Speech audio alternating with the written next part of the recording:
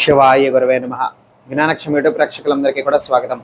దాంపత్యంలో సమస్యలు వస్తున్నాయా? మీ యొక్క భర్తతో కానీ మీ యొక్క భార్యతో కానీ విపరీతమైనటువంటి గొడవలు, లేకపోతే మనస్పర్ధలు, చిక్కులు, అయిష్టత, ఇంకా ప్రేమ లేకపోవటం, ఇతర ఇలాంటి అనేక రకాలైనటువంటి సమస్యతో బాధపడుతున్నటువంటి భార్య కావచ్చు, లేకపోతే భర్త కావచ్చు, మీరు నేను చెప్పబోతున్నటువంటి ఈ యొక్క మంత్రం కోసం ఎటువంటి ఉపదేశాలు అవసరం లేదు, ఎటువంటి నియమ నిష్టలు కూడా అవసరం లేదు. ప్రతిరోజు కూడా మీకు వీలైనప్పుడు భగవంతుడి దగ్గరికి వెళ్ళి నమస్కారం చేసుకుని ఇప్పుడు నేను చెప్పబోతున్నటువంటి యొక్క త్రిపుర భైరవి మంత్రాన్ని కనీసం ఒక 108 సార్లు అయినా కూడా జపం చేసుకోండి. ఆ యొక్క మంత్రం ఏమిటో తెలియచేస్తున్నాను, వినండి.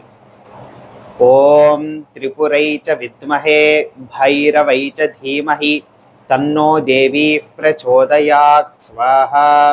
మళ్ళీ చెప్తున్నాను, ఓం త్రిపురై చ విద్మహే భైరవై చ ధీమహి తన్నో దేవీ ప్రచోదయాత్ స్వాహ.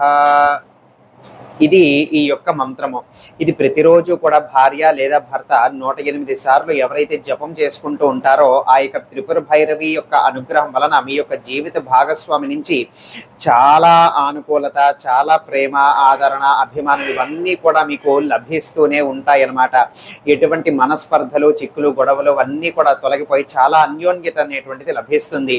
ఇంకా కూడా అర్ధనారీశ్వర స్తోత్రం అంటూ ఒకటి ఉంటుంది. అది స్తోత్ర నిధుల్లో కానీ, లేకపోతే గూగుల్లో కానీ, లేకపోతే పుస్తకాల్లో కానీ చూసుకోండి.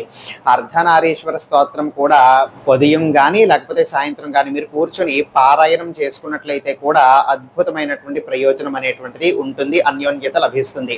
సర్వే జనా సుఖినో భవంతు. శివార్పణమస్తు.